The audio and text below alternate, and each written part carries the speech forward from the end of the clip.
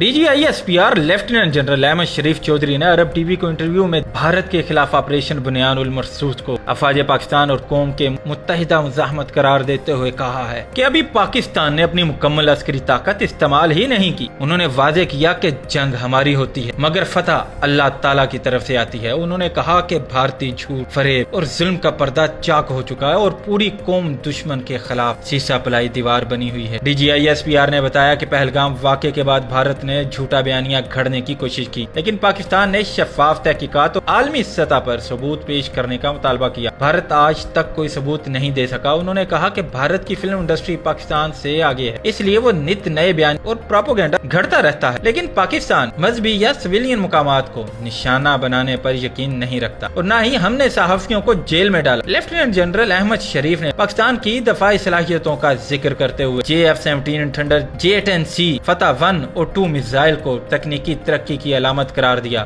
اور کہا کہ یہ ہماری طاقت کا صرف ایک جزو ہے۔ انہوں نے بھارت کو خبردار کیا کہ اگر دشمن نے دوبارہ کوئی مہم جوئی کی تو پاکستان کا رد عمل پہلے سے زیادہ سخت اور شدید ہوگا۔ ساتھ ہی کہا کہ کشمیر کے معاملے میں چین بھی ایک فریق ہے، بھارت کو سوچنا چاہیے کہ وہ کس آگ سے کھیل رہا ہے۔ DGISPR نے زور دیا کہ بھارت خطے میں جنگی جنون پھیلا کر باہمی تباہی کی راہ پر گامزن ہے۔ انہوں نے بھارت میں مسلمانوں، عیسائیوں، سکھوں اور نچلی ذاتوں پر ہونے والے مظالم کو عالمی برادری کے لیے لمحہ فکریہ قرار دیا۔ ان کا کہنا تھا کہ بھارت میں ظلم کے خلاف رد عمل قدرتی ہے، لیکن بھارت اپنی ہٹ دھرمی سے امن کے امکانات کو خود ہی ختم کر رہا ہے۔ پاکستان نے دانش مندی سے کشیدگی کو نہیں بڑھایا مگر دفاع کے لیے ہر سطح پر تیار ہے۔ آخر میں انہوں نے کہا کہ بھارت کی کھلی جارحیت کے خلاف پاکستان نے نہ صرف مزاحمت کی بلکہ دنیا کو بھی سچ دکھایا۔ اگر دشمن نے دوبارہ ایسی حرکت کی تو پاکستان کا رد عمل پہلے سے کئی گنا زیادہ شدید ہوگا۔